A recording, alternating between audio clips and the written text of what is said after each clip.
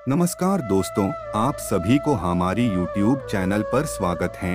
आशा करता हूँ आप सभी अच्छे होंगे। भगवान को प्रार्थना करता हूँ आपके और आपकी परिवार को हमेशा खुश रखे।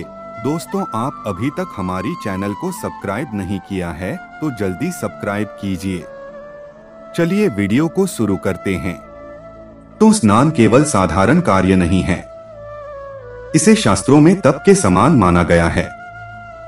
स्नान करना इतना आवश्यक होता है कि इसके बिना मनुष्य के शरीर की शुद्धि नहीं होती है। प्राचीन काल में पवित्र नदियों में स्नान करके शरीर को रोग एवं पापों से मुक्त किया जा सकता था, किंतु आज के समय में प्रत्येक मनुष्य नदी में स्नान नहीं कर सकता। इसके लिए शास्त्रों में कुछ बहुत रहस्यमय मंत्रों का निर्माण किया गया है। इन मंत्रों का उच्चारण करना बहुत ही आसान होता, लेकिन इनका प्रभाव बहुत ही चमत्कारिक मांगा गया है। भगवान श्री कृष्ण ने स्नान की जो विधि बताई है और जिन मंत्रों के बारे में बताया है, अगर कोई साधारण मानव इस विधि से स्नान करता है और स्नान करते समय इन लघु मंत्रों का जाप करता है तो उसके समस्त पापों का नाश उसी क्षण हो जाता है। उसके जीवन से दुख दरिद्रता का नाश होता है और उसे लक्ष्मी की प्राप्ति होती है। श्री कृष्ण कहते हैं, नित्य स्नान करने वाले मनुष्य के पास ही लक्ष्मी का वास होता है। जो स्नान नहीं करते हैं उनके पास दुर्भाग्य और दरिद्रता निवास करते हैं। नित्य स्नान न करने वाले मनुष्य को नाना प्रकार के रोग घेर लेते हैं। लक्ष्मी उसे छोड़कर चली जाती और वह मनुष्य अपने पतन के मार्ग की ओर चलने लगता है। स्नान किए बगैर किसी भी प्रकार का धार्मिक और पवित्र कार्य नहीं करना चाहिए। जो मनुष्य बिना स्नान किए ही धार्मिक कार्य करता है उसे महापाप लगता है।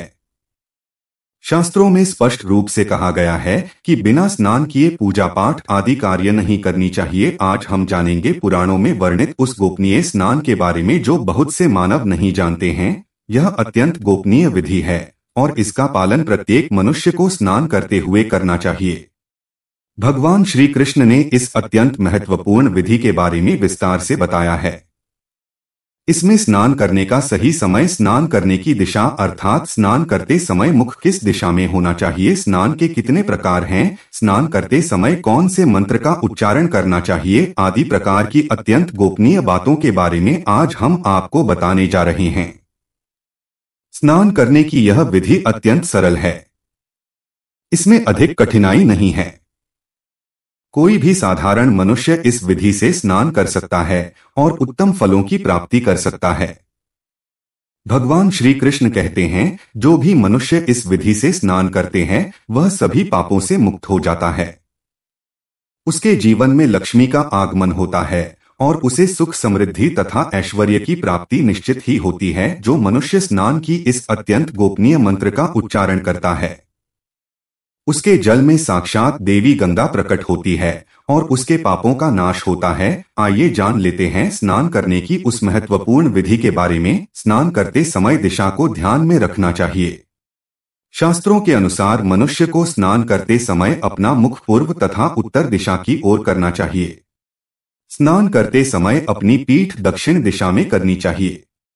उत्तर दिशा में पवित्र नदियों का उद्गम है। गंगा, यमुना, सरस्वती आदि नदियों का उद्गम स्थान उत्तर दिशा में है। इसीलिए स्नान करते समय अपना मुख उत्तर दिशा में करना ही सर्वश्रेष्ठ माना गया है। इस दिशा में मुख करके स्नान करने से तन और मन दोनों ही पूर्ण रूप से शुद्ध होते हैं। दोस्तों, भगवान श्री कृष्ण कहते हैं, से करने के लिए सुबह का समय ही सर्वोत्तम होता है। प्रातः काल स्नान करने के पश्चात मनुष्य शुद्ध होकर जब पूजा पाठ आदि समस्त शुभ कार्यों के योग्य बनता है। स्नान किए बगैर किसी भी प्रकार का शुभ कार्य नहीं करने चाहिए, इससे जीवन में दुर्भाग्य आता है। श्री कृष्ण कहते हैं, 9 छिद्रों वाले मनुष्य के शरीर से दिन रात गंदगी निकलती रहती है, इसीलिए इसे नित्य शुद्ध करना आवश्यक होता है। श्री कृष्ण कहते हैं, यदि संभव हो तो शुद्ध तीर्थ में स्नान करना चाहिए, क्योंकि यह मल पूर्ण शरीर शुद्ध तीर्थ में स्नान करने से शुद्ध होता है। यदि ऐसा संभव ना हो तो शुद्ध जल से ही स्नान करना चाहिए। जो मनुष्य नित्य प्रातः काल में स्नान करता है उसके पास दुष्ट शक्तियां नहीं आती है। उस पर कभी बुरी नजर का और नकारात्मक शक्तियों का प्रभाव नहीं पड़ता है। साथ ही उसके पापों का नाश होकर उसे पुण्य की प्राप्ति होती है। रोज स्नान करने से मनुष्य को सौंदर्य, तेज बल, पवित्रता, लंबी आयु, आरोग्य, निर्लोकता, बुरे स्वप्न का नाश, ताप और मेधा ये 10 गुण प्राप्त होते हैं और मनुष्य संसार में कीर्ति पाता है। श्री कृष्ण कहते हैं कि संसार के सभी पवित्र कार्य स्नान मूलक है, अर्थात कोई भी पवित्र कार्य बिना स्नान किए कभी भी संपन्न नहीं होता है। स्नान न करने वाले मनुष्य के पास लक्ष्मी कभी नहीं आती है, उसका बल भी नष्ट हो जाता है और वह नाना प्रकार के रोगों से ग्रसित हो जाते हैं। स्नान न करने पर मनुष्य की इंद्रियों का भी नाश होता है। इसीलिए स्वयं का कल्याण चाहने वाले व्यक्ति को रोज स्नान जरूर करना चाहिए। विद्वान लोग बिना स्नान किए अन्य का कण भी ग्रहण नहीं करते हैं। इसीलिए मनुष्य को बिना स्नान किए भोजन नहीं करना चाहिए। इस नियम का कठोरता से पालन करने पर मनुष्य को तप तथा व्रत के समान फल प्राप्त होता है। श्री कृष्ण कहते हैं कि जब हम रात को सोते हैं तो हमारे मुख से लार, पसीना, मल आदि अपवित्र पदार्थ निकलते हैं, जिससे हमारा शरीर अपवित्र हो जाता है। जब हम सुबह स्नान करते हैं तो हमारे शरीर की ये गंदगी दूर होती है और हमारा शरीर पवित्र हो जाता है। इसी के साथ ही स्त्री और पुरुष रात्रि में रति क्रिया करते हैं, जिससे उनका शरीर अपवित्र हो जाता। इसीलिए शरीर को शुद्ध करने के लिए स्नान की नितांत आवश्यकता होती है।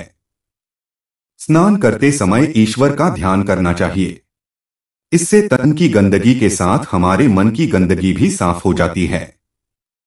अगर आप जीवन में यश, मान, सम्मान, कीर्ति, धन संपत्ति आदि की प्राप्ति करना चाहते हैं तो सुबह स्नान करने के बाद सूर्य देवता को अर्घ्य जरूर देना चाहिए। सूर्य देवता को रोज अर्घ्य देना यज्ञ के समान फल प्रदान करता है। अगर आप नित्य सूर्य को अर्घ्य नहीं दे पाते हैं तो रविवार के दिन सूर्य को अर्घ्य अवश्य देना चाहिए। सूर्य को अर्घ्य देने के लिए तांबे के पात्र का प्रयोग करें और उसमें अक्षत तथा फूल डालें। इससे सूर्य देव की कृपा सदैव ही आपके साथ रहती है। लेकिन दोस्तों, स्नान करने का भी एक सही समय होता है। कई लोग अपनी सुविधा के अनुसार स्नान कर लेते हैं, जो कि उचित नहीं है। अशुभ समय पर स्नान कर लेने से हमें फायदे कम और नुकसान ज्यादा उठाने पड़ते हैं। गरुड़ पुराण में भगवान श्री कृष्ण ने स्नान करने के सही समय के बारे में बताया है। जो मनुष्य नित्य इस समय पर स्नान करता है उसकी आयु लंबी होती है और उसके दुखों का नाश होता है। आइए अब जानते हैं स्नान कितने प्रकार के होते हैं।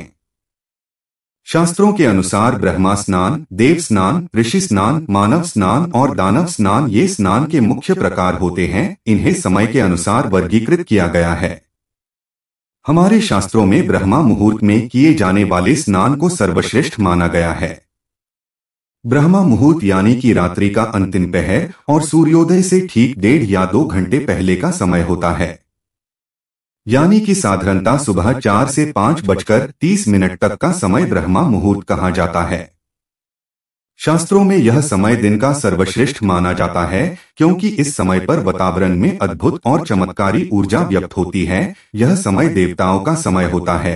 देवताओं का स्मरण करते हुए ब्रह्मा मुहूर्त में किए जाने वाले ब्रह्मा स्नान को सर्वश्रेष्ठ स्नान कहा गया है। इस समय स्नान करने से और स्नान के तुरंत बाद सूर्य देवता को अर्घ्य देने से हमारे जीवन में सुख, समृद्धि और शांति बनी रहती है।